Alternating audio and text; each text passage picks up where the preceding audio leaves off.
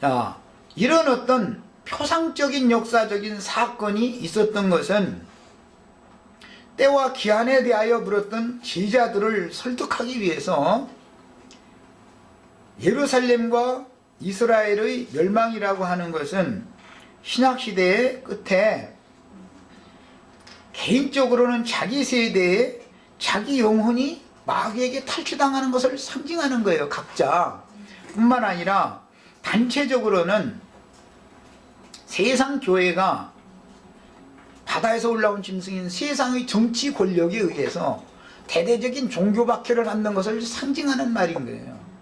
이 이스라엘 나라의 역사는 표적이지요. 표적. 그러나 땅끝까지 복음이 전파된 다음에 일이 있으리라 라는 말씀이 됐고, 누가복음에서는 온 지구상에 거하는 모든 사람에게 임한다 이렇게 돼 있죠. 35절에 나오는 말인데, 그러려면 예루살렘과 유대 땅에 있었던 것은 표상이 되겠죠. 실제로는 이 표상을 다 보고 땅끝까지 복음이 전파된 다음에 온 지구상에서도 동일하게 하나님을 믿는다 하는 하나님의 백성들이 이와 같이 당한다라는 이야기를 하고자 한다 그 말이에요. 적용을 이렇게 하는 거예요 지금.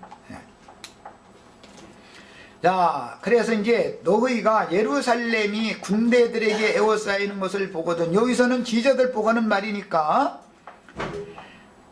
제자들은 예루살렘이 군대들에게 에워싸이는 것을 보거든 그 멸망이 가까운 줄을 알라. 이것이 세상 끝에 무슨 징조가 있겠습니까 했을 때 징조의 첫 번째 표적을 이렇게 예수님이 제시해 주는 거죠.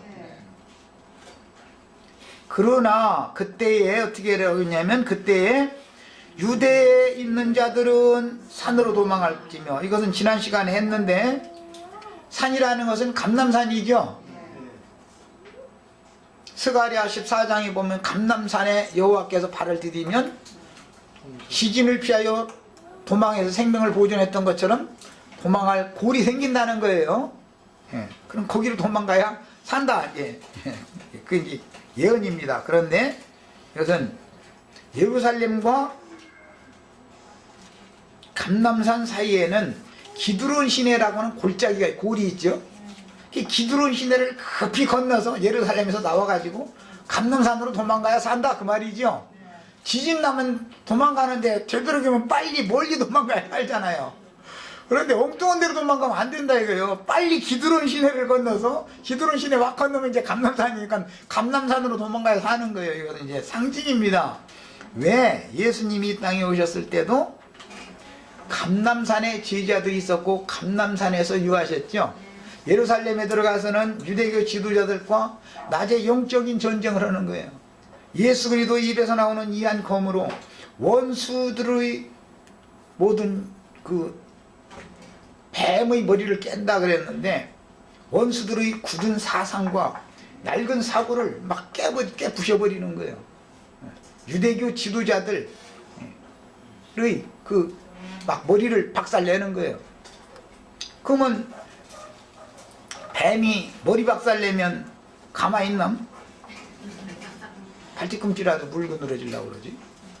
그래서 예수가 죽은 거예요. 그래서 이 일이 제자들에게도 계속 이어지는 것이고, 오늘 우리도 이 일을 위하여 지금 생존하고 있는 거예요. 사는 목적이 이거예요 사실은.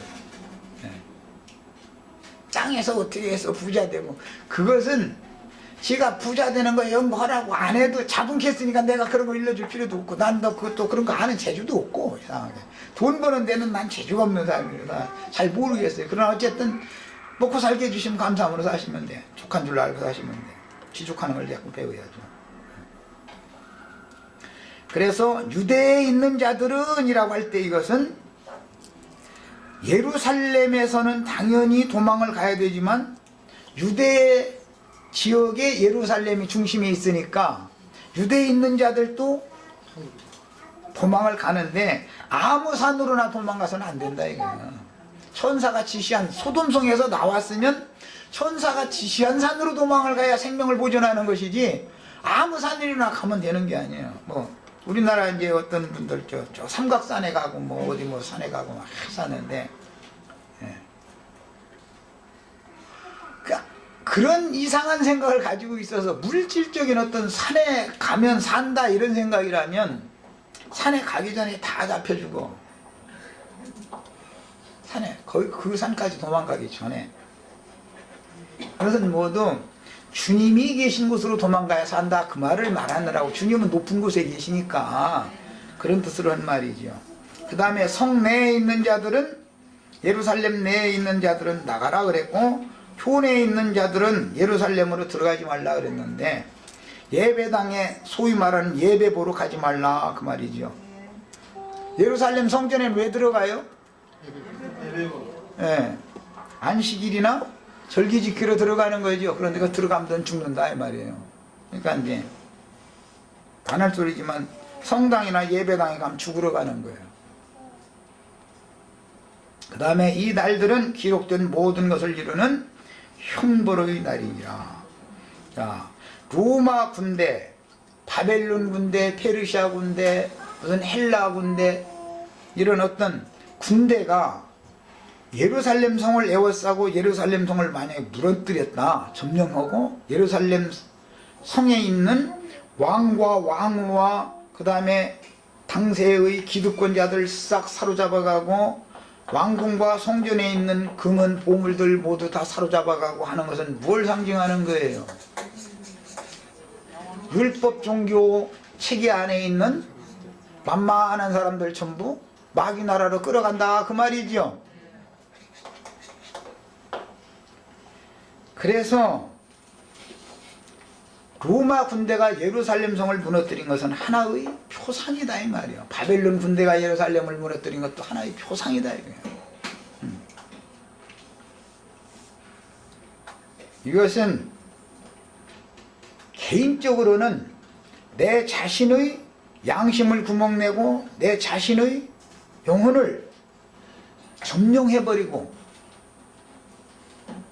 죄에게 복종시키고 굴복시키려고 다시 끌어가는 걸 말하는 거죠.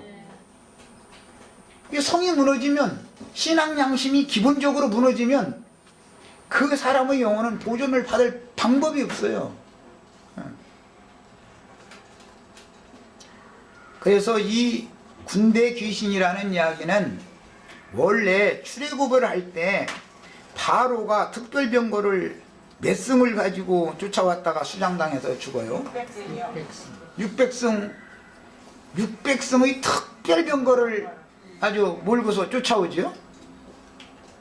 두라평지에는 금신을 세울 때 고는 몇 규빗이에요?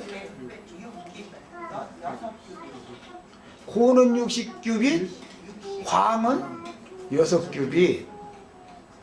계시록 13장에는 심성의 이름이나 그 수는 666이다.